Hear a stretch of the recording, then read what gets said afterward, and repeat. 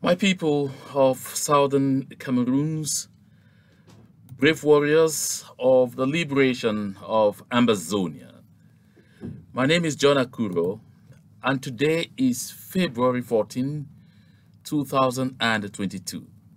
Today is Valentine's Day. I know across the southern Cameroons and among southern Cameroons communities across the world, we are observing this day with a heavy heart. Heavy heart because on this day, where the world was expected to be sharing and distributing love, when people were trying to bond together, and when old relationships were being reawakened, my people of the southern Cameroons in Ngarbuh were in tears because Mr. Paul Biya's talks, when distributing pain and anguish in Ngarbuh, they cut the lives of over 23 of our comrades short, among them school-going children, a pregnant woman, and a lot of other vulnerable people. And so this day has come to mean, for us, the people of the southern Cameroons, a kind of reminder of who we really are. A kind of reminder of the fact that we either do everything we can, fight and fight and fight again, demonstrate until we can demonstrate no more, and work together until we attain our objective. My people, otherwise, we are doomed. I like to say it on this day that what happened to our people in Ngarbuh could jolly well happen to you and I. If La République du Cameroon has its chance to meet us wherever we are, to visit the same level of carnage that they visited on our people in Ngarbuh on us, they will not hesitate a second. That is why I come on this day, which is Valentine's Day, to say much as we share love, much as we feel that this is a moment of forgiveness, also a moment of emotional renewal, let us dare to think, to have a pious thought for these people who only demanded to be left alone, only demanded the possibility to run their own lives, only demanded the opportunity to manage their own affairs, only demanded the opportunity to be recognized as human beings, only demanded the opportunity to be free like billions others across the world who are living free and running the affairs of their own countries. That is all they demanded. Nothing more, nothing less. But Yaoundé, backed by Paris, has constantly proven beyond reasonable doubt that they will never have sleep until they ensure that we continue to be perpetual slaves. We have to say no to that. My people, I say we have to say no to that. And the only way to say no to that is to strengthen our determination. Let the thought of these departed young children, old disabled people, pregnant women, reinforce our belief in our liberation movement. There are ups and downs that we witness in this movement. It is natural. It is the same thing that happened to several other movements, liberation movements in history before ours. They all faced ups and downs. There were always moments when things happened to the point the people almost started hating their own freedom they were seeking. It is the same thing that is happening to us. And my people, they only succeeded because they were able to make a distinction between those among them who were involved in their liberation movement with the intention to help the colonizers by their actions, and those who are involved with the determination to give in their all, their blood, their souls, their energy, their every thought to secure a free country. My people, in our midst, the majority of our people think this way. The majority of our people are determined and bent on seeing us have freedom. There is a tiny 1 to 2% who will do everything to muddy the water for us. Some of them have infiltrated our ranks, and they will do the most odious things to shock us, to frighten us, to show us a poorer picture of that future that we are seeking together, so that we begin thinking that perhaps it is better to live the life of slavery. It happened to the children of Israel when they were leaving Egypt. It happened to the Eritreans when they were putting in their all to leave Ethiopia. It happened to the people of East Timor when they were battling body, soul, and thinker to leave Indonesia. My people of the Southern Cameroons, I'm not saying it will happen to us. It is happening to us. Let this 1 to 2% not discourage you. They are not discouraging me. They will never be able to discourage me. Don't let them discourage you. Because together, we will overcome. Let this Valentine's Day, this day where what is supposed to be spreading around will be emotions of love, but which in the lives of our people, love was replaced by hatred, joy by pain, laughter with tears. But my people, yet again, we must remember that there is no good thing that will ever come your way if you don't go down into the trenches and do the heavyweight lifting. All the obstacles that we are meeting were all part of the plan. They have always been part of the plan. Discouragement is not a way out. Anytime you want to think that you could be discouraged, ask yourself the fundamental question. If locked in a very complicated situation like the one we find ourselves in right now, La République du Cameroon is still so bent on implementing their assimilation agenda.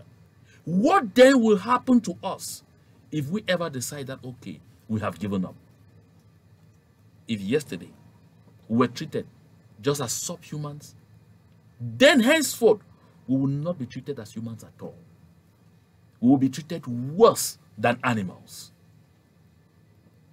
This is why I come here always to remind us of this fundamental truth, that there is no place that is better than home. No matter how hard it is, we will get there. I got up this morning listening to some audios from our brother, the FM of Libialem, and I heard him throwing diatribes at FM No Pity, even saying that people closest to him should apprehend him. And I asked myself, has it got to this? And then I asked, what really happened? What went wrong? What could get these people who should normally be talking peace and who have in the past few days been saying it is important to synergize because they will only be stronger together? What has suddenly happened that I'm hearing this kind of sounds? But I wanted to know. They say there were exactions against fellow comrades in arms. And I said, oh, but then that should be wrong. But I tried to find out, why were there these exactions against them? And the images that were sent to me, I can't dare play those images here. That this is what people will sit and call themselves freedom fighters, who allow their, I don't know what kind of genius, what kind of evil genius, to get into them, to carry out such acts, is absolutely reprehensible. they deserved to be punished. They deserve to be called to order. We will never win without the support of the civilian population. We will never win without the support of the civil society. We will never attain our objective without the collaboration of the same people for whom we are sacrificing. We have to direct all our attention to making sure that the people whose freedom we are fighting for feel involved. They should feel protected. They should feel that we recognize that they are primordial in our game plan to freedom. Otherwise, what we're looking for will be something else. It will no longer be called freedom. I use this opportunity, therefore, to say, although La République du Cameroon turned this day of love to be literally a day of tears for us, we should use this day to promote love among us. The late Martin Luther King said, darkness cannot drive out darkness. Only light can do that.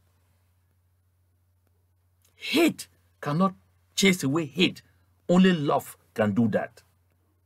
Therefore, on this day, I'm urging all Southern Cameroonians to begin to understand that no matter how far we have gone down the drains at some point, reconciliation is very important and is still possible. We should evaluate ourselves, look at our weaknesses, see where we each went wrong, and accept to do right. And then we will be on the path of victory. We must depart from the path of perdition, which is that of insisting to stay on the wrong side of history. No one has ever won against their people. It is not in the case of the Southern Cameroons that that will happen. I'm delighted, and I want to extend a hand of congratulations to Comrades Akwanga and Comrades Ayaba. To Comrades Akwanga and Ayaba. I read and I saw pictures of them from a summit where they decided to engage in something called strategic collaboration. Of course, there's been a fair share of bashing on social media, and there's a lot of doubt in the air. I won't deny that people have the right to doubt.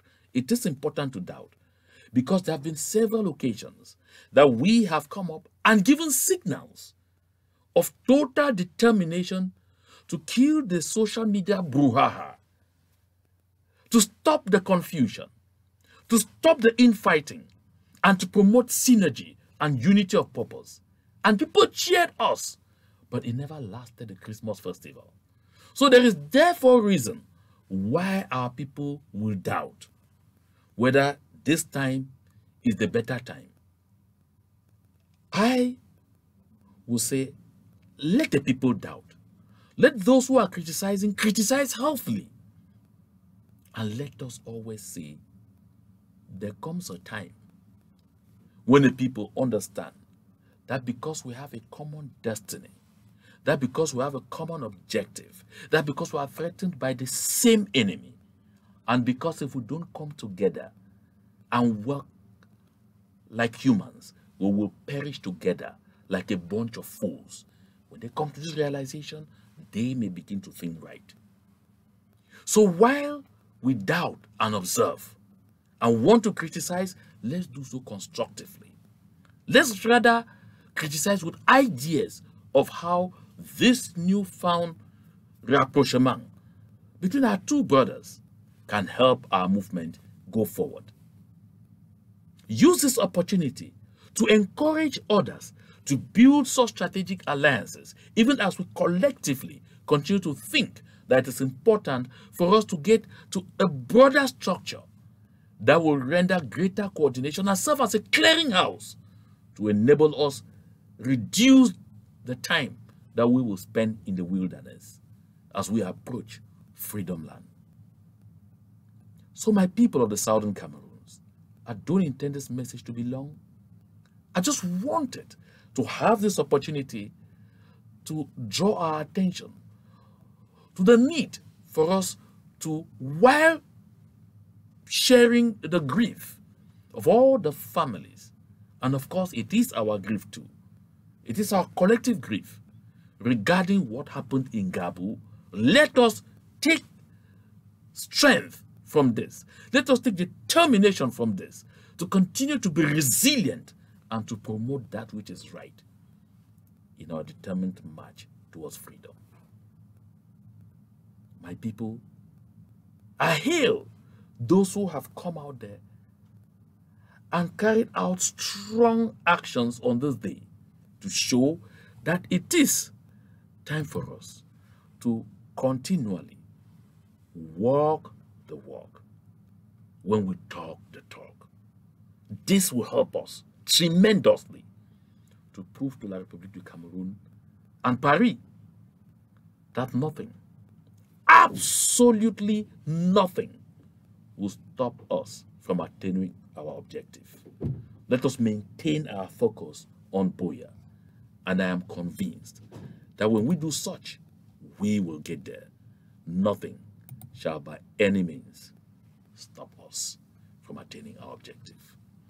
To God be the glory.